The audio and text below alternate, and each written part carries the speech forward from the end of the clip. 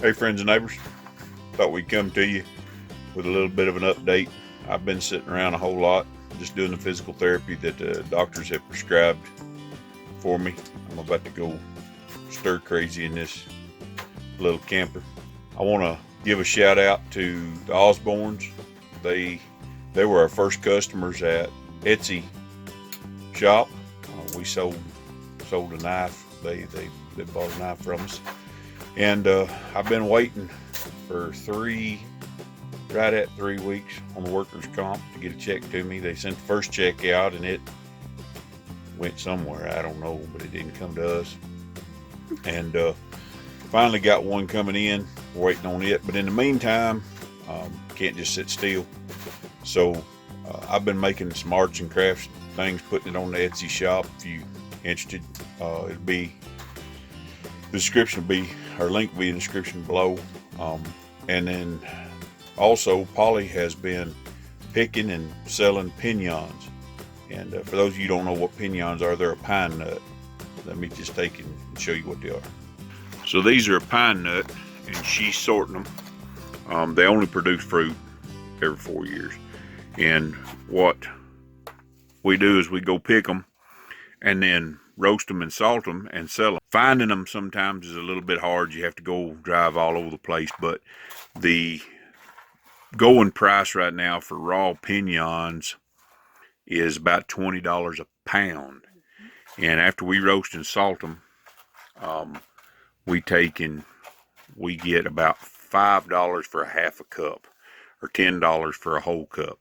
And this year they're in high demand because there's not that many. I don't know whether it was the weather or what, but in this area, they're having to drive over 3 hours up in the mountains to go get, to pick piñons. So anyway, that's what Polly's doing. So we're going to show you the process right now. She's sorting them, and then we're going to show you how she takes and roasts them and salts them and bags them. So these are culls. These are hollow. You could take and break them open. Some of them may have a nut in them. I'm just going to break that one. This may have last year's nut in it. When you pick up, you know, you're in a hurry and you're trying to pick as many as you can because daylight's kind of short, taking about 3 hours to get there. So you've got to pick as many as you can. You can always cull later. Piñons are a real sappy tree, and if you eat very many raw piñons, they'll give you a sore throat because they're full of sap. So you have to roast them, and that's what Polly's fixing to do now. She's starting the process of washing.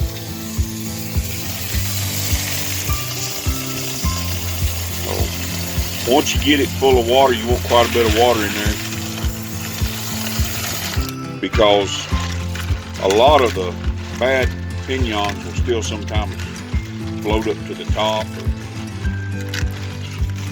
Once you wash them, you can kind of tell the difference in them. She's going to wash them. So we actually sort them about 3 times. She'll sort them first dry, sort them another time wet, and then she'll sort them again as she's roasting them. Those all look pretty good.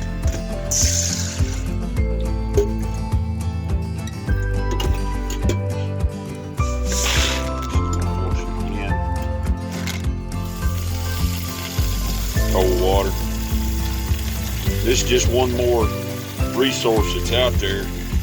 We've got some piñon trees on our homestead, but the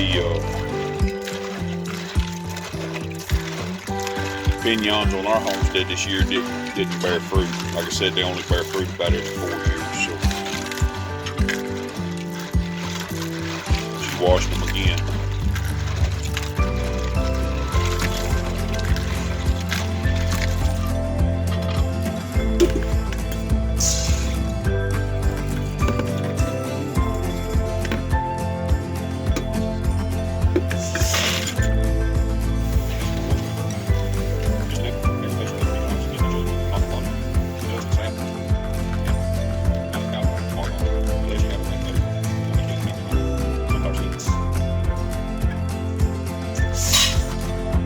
Take and put them in the pan and roast them. 3 cups. About 3 cups of Piñons. Roasting them is a pretty labor-intensive process because you can't just sit there the way we do it. 15 to 20 minutes. 15 to 20 minutes. Roasting. Roast them.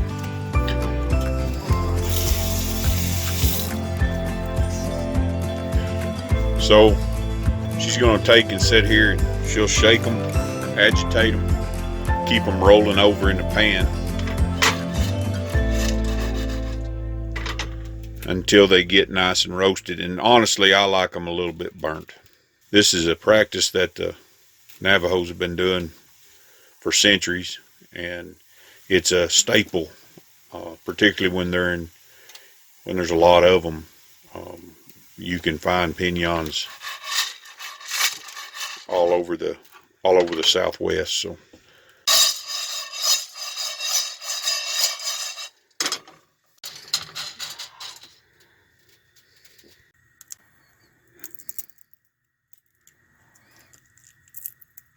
that right there is what a piñon nut looks like. It's got a little bit of the hull on it. Get in the light here. It's got a little bit of the inside hull on it. There's what it looks like. It tastes really good. It tastes almost, to me, it tastes like a little bit like the texture of coconut. So we got the heat on about medium. It's hard to tell with this old stove. It's not on full blast. She got turned down there. And the way you test them is, really, it's personal preference. If you get them too hot, then they dry out and they kind of fall apart when you crack one open. And what you're really wanting is it to stay together, but you want that kind of toasted taste. Right, here's one. Here's one that's about toast. And this has got a toasted place on it. You can see it's really hot in my hand. I don't know if I can get a good shot of this, but you can see it kind of has a. Oh, well, I dropped it. Wasting resources.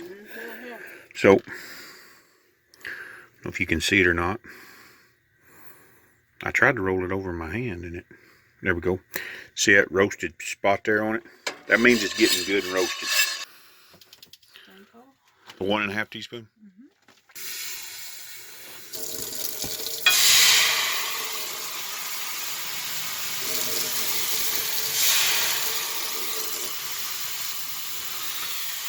3/4 cup of water.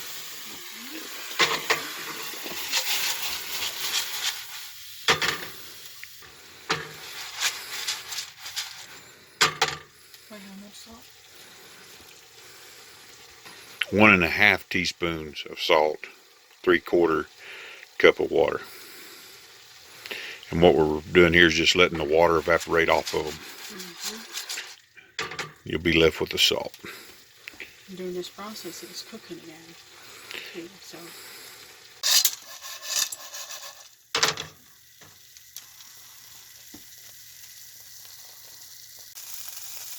So now you can see the piñons are starting to dry out, and the salt is beginning to stick to them. In the pan, you can see the salt all the way around the edges. They're getting close. So now they've turned all white. This is about 5 minutes later. And the cooking process is continuing because you got to evaporate all the water off of it. So they're almost done.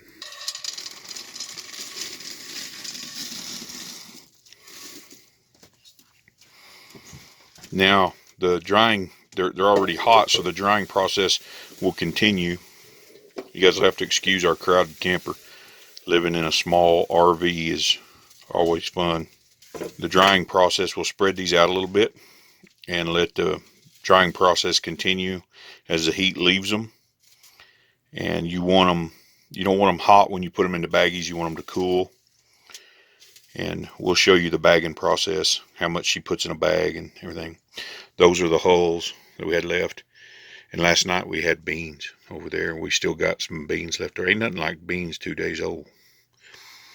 But as you can see, we have a crowded camper. Over here in this corner, we have Polly's jewelry station where she makes jewelry. And then over here is the kitchen. It's just a very crowded place. But you do the best you can with what you got. Usually when I'm doing crafts, I do it outside. I'll go outside because it makes too big of a mess in here. But if it gets really cold, just have to sit inside and make a mess. So, for those of you who don't know, this is our daughter Anna. And she's usually behind the camera. She tries to hide from the camera as much as possible. But she had a busy day today. So, what happened today?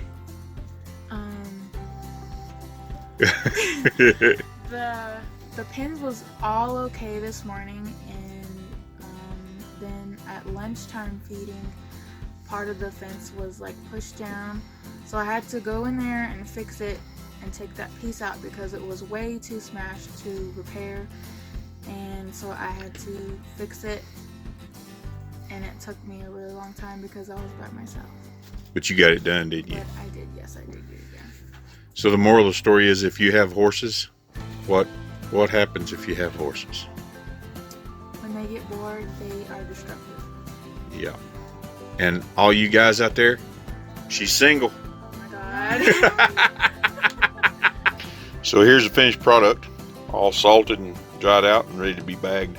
This is a really healthy snack, and they're really bad for your feet though. If you crack the holes and walk on it barefoot, it's worse than any Lego ever was, because it will cut into you. The only thing that rivals it is a bullhead or goat head burr, okay?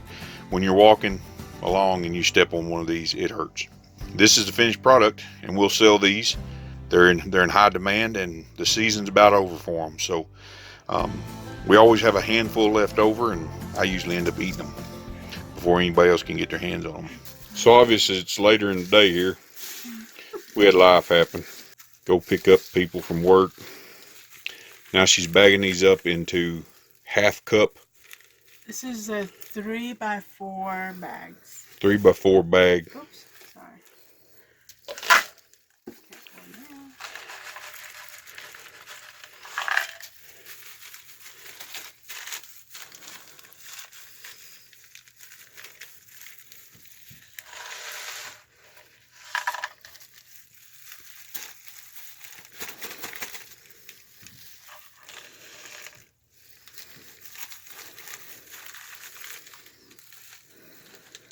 Let's see that bag there.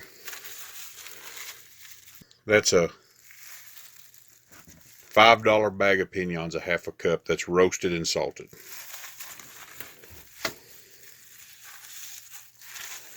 She's gonna go ahead and bag these up. We've been selling these different places, flea markets, individuals. People call us. We go sell them. But they're a hot commodity right now. Just one more way to support ourselves as we move forward. Sometimes life throws a lot of curveballs at you. You just got to keep moving forward the best way you know how. I want to thank y'all for stopping by. Remember to subscribe, like, and share. Hit the little notification bell. And drop us a line. Tell us how we're doing. And we'll see you down the road.